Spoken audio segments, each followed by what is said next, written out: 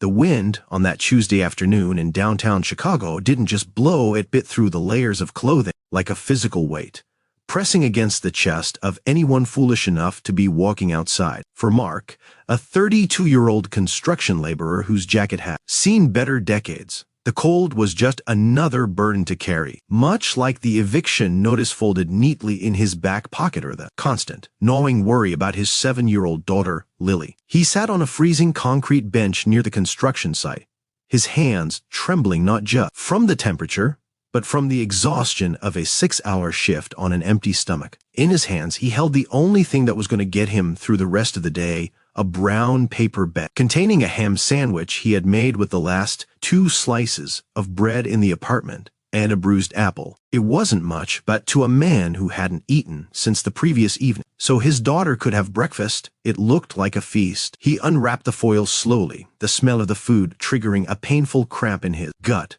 promising relief from the dizziness that had been plaguing him all morning. But just as he was about to take that first desperate bite, he saw her. If you believe that kindness is the greatest currency in the world, and that good deeds always find their way back to you, please take a moment to like this video, share it with your friends, and subscribe to our channel. Your support helps us share more stories of hope and redemption. Lashy was sitting on the ground about 10 feet away, huddled against the brick wall of an upscale bakery, wrapped in layers of mismatched, dirty blankets that offered little protection against the biting wind. She looked to be in her 60s, her gray hair matted beneath a wool cap, her face hidden behind a scarf, leaving only her eyes, visible eyes that looked incredibly tired and resigned. She wasn't asking for money, she wasn't holding a cardboard sign, or reaching out a cup to the hurried businessmen rushing past in their $1,000 coats. She was simply shivering, a quiet, invisible statue of misery in the middle of a bustling city. Mark stopped, the sandwich hovering inches from his mouth.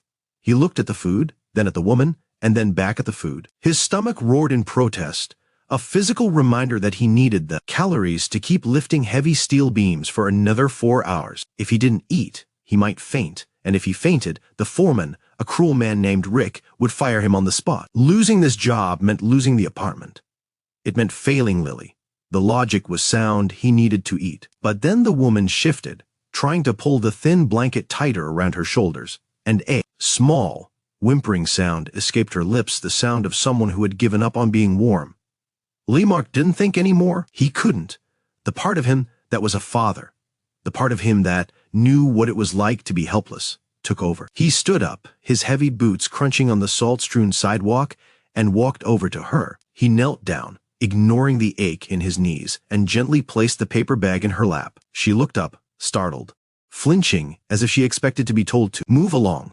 But instead, she met Mark's kind, weary brown eyes. He smiled, a genuine, soft expression that crinkled the corners of his eyes, and told her to take it, apologizing that it wasn't a hot meal but assuring her the sandwich was fresh. He reached into his pocket, pulling out a thermos of coffee he had been saving for the late afternoon slump, and set that down beside her as well. She stared at him, stunned silence stretching between them, before her trembling hands reached out to grasp the warm thermos. She whispered a thank you, her voice raspy and cultured, sounding surprisingly dignified despite her appearance. Mark simply nodded, told her to stay safe, and turned to walk back to the construction site, his stomach empty but his heart strangely full. He didn't know that the woman watching him walk away was noting the logo on his vest, holes in his boots, and the deep sadness that seemed to hang over him like a cloud. The rest of the afternoon was a blur of agony for Mark. Without the fuel from lunch, his energy crashed within an hour. He was hauling bags of cement up 3 flights of stairs when the black spots started dancing in his vision. He stumbled, dropping a bag that burst open, sending a cloud of gray dust into the air and coating the expensive flooring of the lobby they were renovating. Rick, the foreman, was there in seconds, screaming, his face turning a violent shade of red. He didn't care that Mark was the hardest worker on the crew or that he had never made a mistake before. To Rick, Mark was just replaceable labor, a cog in the machine that had just malfunctioned. He berated Mark in front of the entire crew, calling him lazy and incompetent. When Mark tried to explain that he was just dizzy and needed a moment, Rick sneered, telling him that if he couldn't handle the work, he shouldn't have taken the job. Then, with a callous wave of his hand that shattered Mark's world, Rick told him to get off the site. He was fired, just like that. No severance, no second chance, just the cold command to leave. Mark walked the 3 miles back to his small, drafty apartment because he couldn't justify the bus fare now that he had no income. The walk gave him too much time to think, and the panic began to set in, cold and sharp. How would he tell Lily? Her birthday was next week. He had promised her a cake, a real one from the bakery, not a box mix, and maybe a new set of markers for her drawing. Now, he wouldn't even be able to put dinner on the table. He felt like a failure, a man who tried his best but kept getting beaten down by a world that didn't care about effort, only results. When he got home, Lily was waiting for him, her face lighting up when he walked through the door. She ran to hug his legs, babbling about her day at school, completely unaware that her father's world had just collapsed. Mark forced a smile, the mask of strength he wore for her slipping only. When he went into the bathroom to wash the cement dust off his face, he looked in the mirror at his hollow cheeks and tired eyes and wept silently, turning on the faucet to hide the sound of his sobs from his daughter in the next room. The next 2 days were a desperate scramble. Mark hit the pavement early, visiting every construction site, mechanic, shop, and warehouse within walking distance, asking for work. But it was the slow season and nobody was hiring. By Thursday afternoon, he was down to his last $10. He bought milk and eggs for Lily and a loaf of bread, deciding he would skip dinner again so she could have a full meal. He was sitting at the kitchen table, staring at the unpaid electric bill, when his phone buzzed. It was an unknown number. He almost didn't answer, fearing it was a debt collector, but something made him pick up. A woman's voice, crisp and professional, asked if this was Mark Reynolds. When he confirmed, she stated she was calling from the executive office of Sterling, a massive real estate development firm, the very company that owned the building he had been fired from. She asked him to come in for an interview the next morning at 10 o'clock sharp. Mark was confused, explaining he hadn't applied for a job there, that he was just a laborer. The woman simply said his name had been recommended highly and hung up. Mark hardly slept that night. He spent hours cleaning his only suit, a charcoal gray ensemble he had bought at a thrift store for his wife's funeral 3 years ago. It was slightly too big in the shoulders, and the fabric was worn, but he ironed it until it was crisp. He polished his work boots with a black marker where the leather was scuffed, trying to make them look like dress shoes. He arrived at the Sterling Tower 30 minutes early, feeling incredibly small as he stood in the marble lobby. Men in tailored Italian suits and women with briefcases that cost more than his car walked past him, their heels clicking rhythmically on the polished floor. Mark felt the familiar imposter syndrome rising in his throat. He was a man who worked with his hands, who came home with dirt under his fingernails. He didn't belong in a glass tower where the air smelled of expensive perfume and money. But he thought of Lily, of her empty plate, and he steeled himself. He took the elevator to the top floor, his heart hammering against his ribs like a trapped bird. The receptionist looked him up and down with a hint of disdain, but directed him to the CEO's office at the end of the hall. The double doors were massive, made of mahogany and glass.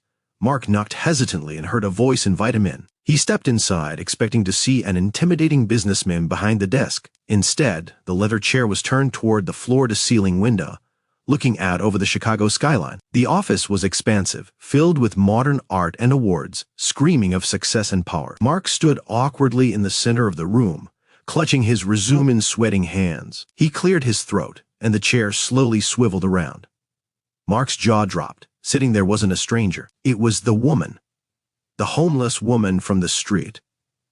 But she didn't look homeless now. Gone were the dirty blankets and the matted wool cap. Her gray hair was styled in an elegant bob, and she wore a sharp, navy blue power suit that fit perfectly. A pearl necklace rested against her throat, and she held a pen with an air of absolute authority. The only thing that remained the same was her eyes, observant, deep, and currently twinkling with a hint of amusement. "Hello, Mark," she said, her voice the same raspy, cultured tone he remembered but stronger now.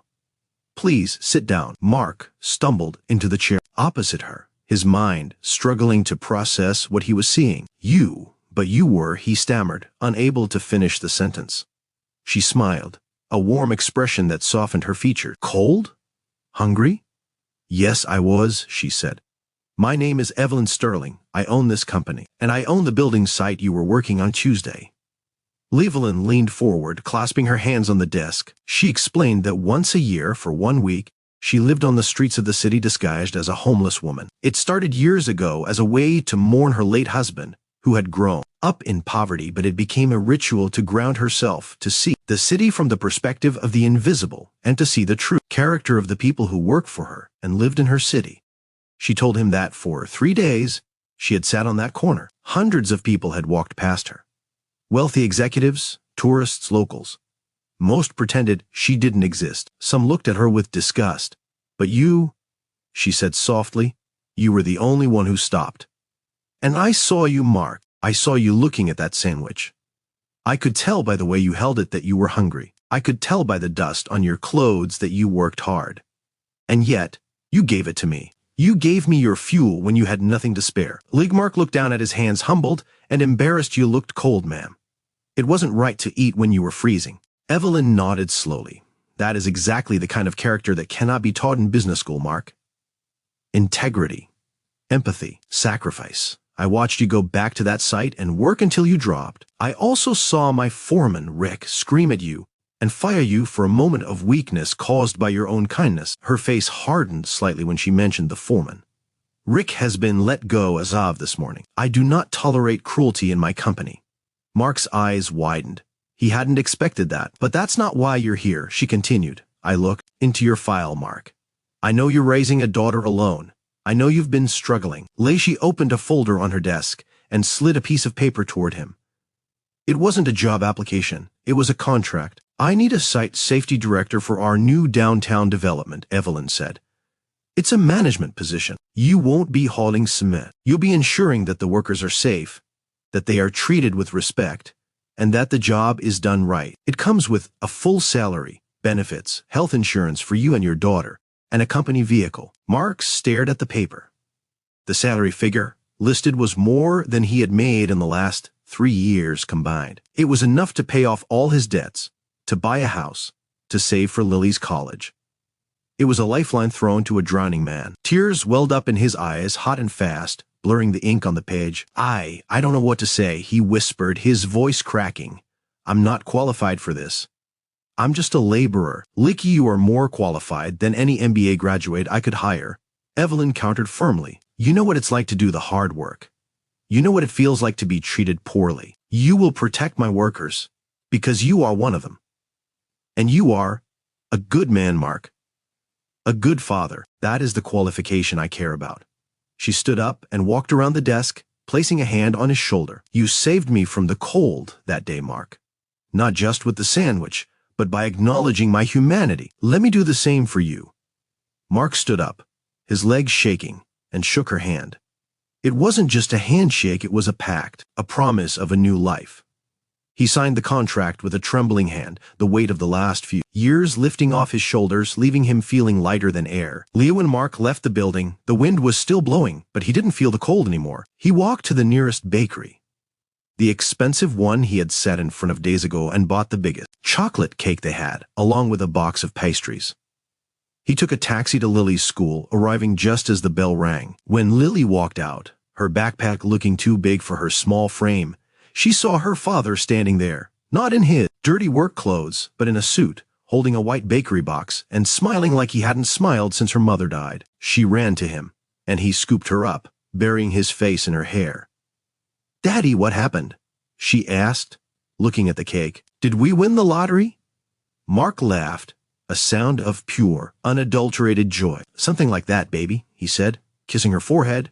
Something better. We're going to be okay. We're really going to be okay. That night, for the first time in years, Mark didn't stare at the ceiling worrying about the future. He sat at the table, watching his daughter eat cake with frosting on her nose, and he realized that kindness really was a currency. He had spent his last bit of it on a stranger, thinking he was losing everything, only to find that it had purchased him a future he never dared to dream of. If this story touched your heart, let us know in the comments below. Kindness comes back. We'd love to hear your thoughts before we end this video. Mark's life was transformed, not because he wanted a reward, but because he couldn't stand to see another human suffer. In a world that often rewards greed and ambition, Mark proved that the quietest acts of love echo the loudest. He became one of the best managers Sterling Holdings ever had. Known for his compassion and his fairness, he never forgot where he came from, and every year on that same Tuesday, he and Lily would make sandwiches, hundreds of them, and drive around the city, handing them out to those in need. He taught his daughter that no matter how high you climb, you never look down on anyone unless you are helping them up. If this story inspired you, please don't forget to like, subscribe, and hit the notification bell. Share this with someone who needs a reminder that good people still exist. Thank you for watching. And remember, you never know who you are helping or how that help might change your own life forever.